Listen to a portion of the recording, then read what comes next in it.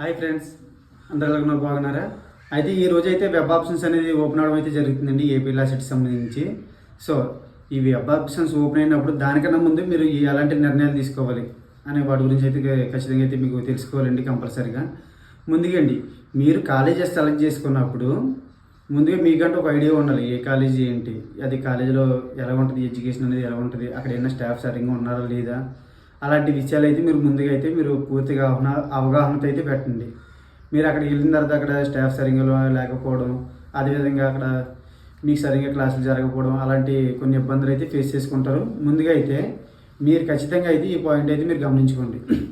ముందుగా మీరు ఏ college select చేసుకుంటారో ఆ కాలేజీలో సఫిషియెంట్గా స్టాఫ్ ఉన్నారా, క్లాసులు ఎలా జరుగుతున్నాయి, ప్రీవియస్ రిజల్ట్ ఏంటి, అక్కడ ప్రీవియస్ రిజల్ట్ ఎలా జరుగుతున్నాయి అనే విషయం కూడా అయితే మీరు గమనించుకోండి. అదేవిధంగా మీరు కాలేజీ సెలెక్ట్ చేసుకునేటప్పుడు అవి మీకు ఎంత దగ్గరలో ఉన్నాయి అని చూసుకోండి.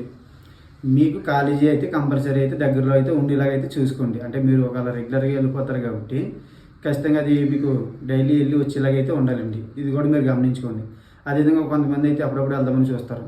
సో వాళ్ళకు కూడా ఏంటంటే మీకు ఇప్పుడు కూడా మీకు దగ్గరలో ఉన్న కాలేజీలకే మీరు ప్రయారిటీ ఇవ్వండి.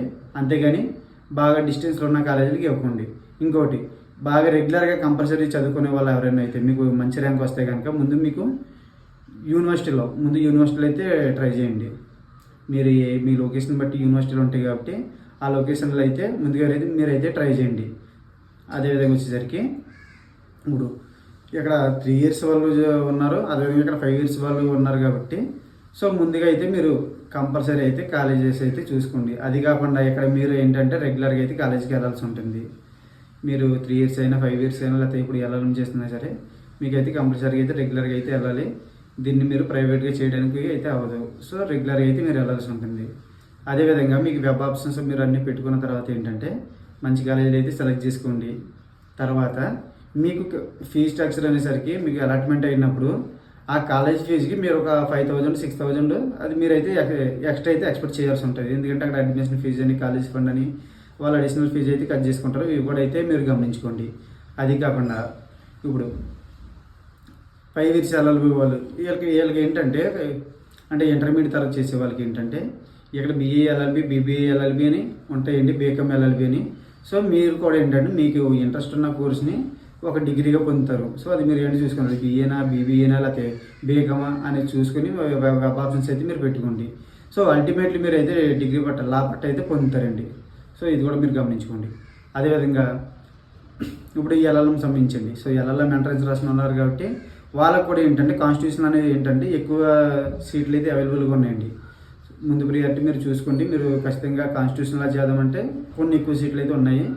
అలా కాకుండా ఇప్పుడు క్రైమ్ చేద్దామన్నా లేకపోతే ఇంటెలెక్చువల్ ప్రాపర్టీ రైట్స్ లేకపోతే హ్యూమన్ రైట్స్ ఇలాంటివి చేద్దాం అనుకుంటే కార్పొరేట్లో కొంచెం తక్కువ ఉంటాయి. సో ఇవి కూడా మీరు గమనించుకొని మీరు ఏ కాలేజీలో మీకు సంబంధించిన కోర్సు ఏ కాలేజీలో ఉందో కూడా మీరైతే ముందుకైతే వాటి మీద ఒక అవగాహనకి అయితే రావాలండి.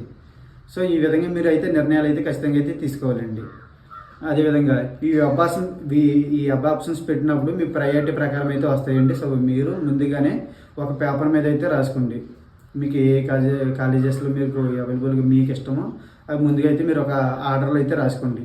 సో ఆర్డర్ ప్రకారం అయితే మీరైతే అప్లోడ్ అయితే వెబ్ ఆప్షన్స్ అయితే పెట్టండి. సో మీరు రాంగ్ పెట్టుకున్నా రాలేదండి. ఎందుకంటే 15వ తారీఖు అయితే మీకు వెబ్ ఆప్షన్స్ అనేది ఏంటంటే చేంజ్ చేసుకోవడానికి అయితే మరొక అవకాశం అయితే ఉంటుంది. సో ఇలాంటి ఖచ్చితంగా మీరు తెలుసుకోవాల్సింది ఏంటంటే ఎలాంటి తప్పిదాలు అయితే చేయకండి.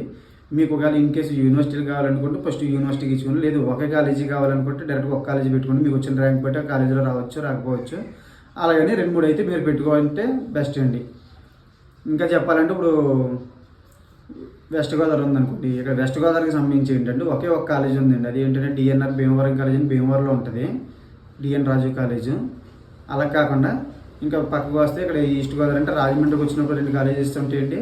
అదేవిధంగా కాకినాడలో అయితే 2 కాలేజీలు ఉంటాయి. అంటే ఈ ఉభయ గోదావరి జిల్లాలకు సంబంధించి లా కాలేజెస్ అయితే మొత్తం అయితే 5 ఉన్నాయండి. సో ఇక్కడ కూడా ఏంటంటే మీ ప్రియారిటీల ప్రకారం మీకున్న లొకేషన్ ప్రకారం అయితే మీరు చూసుకోండి. అది మీకు దగ్గరగా ఉంటుందా దూరంగా ఉంటుంది అనేది మీరైతే డిసైడ్ అయితే చేసుకోండి. సో అప్పుడే మీరు అయితే జాయిన్ అవ్వండి. అంతేగాని మీరు ఇప్పుడు మీది ఎక్కడో జంగారెడ్డిగూడెం అటు సైడ్ ఏరియా అయ్యి ఉండి మీరు కాకినాడలోకి వస్తే మీకు చాలా అయితే ఇబ్బంది పడాల్సి ఉంటుంది. సో అందుకని ఫస్ట్ ప్రయారిటీ ప్రకారం అయితే మీరు చూసుకోండి.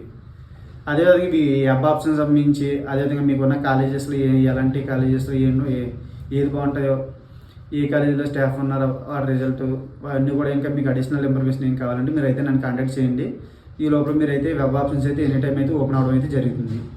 సో వెబ్ ఆప్షన్స్ ఓపెన్ అయినప్పుడు ఇంకా మీకు చెప్తాండి ఎలాగ అప్లై చేయాలి, వెబ్ ఆప్షన్స్ ఏ విధంగా పెట్టాలనే కాన్సెప్ట్ కూడా వస్తుంది కాబట్టి సో నా ఛానల్ అయితే మిస్ అవ్వకండి. థ్యాంక్ యూ అండి. Thank you.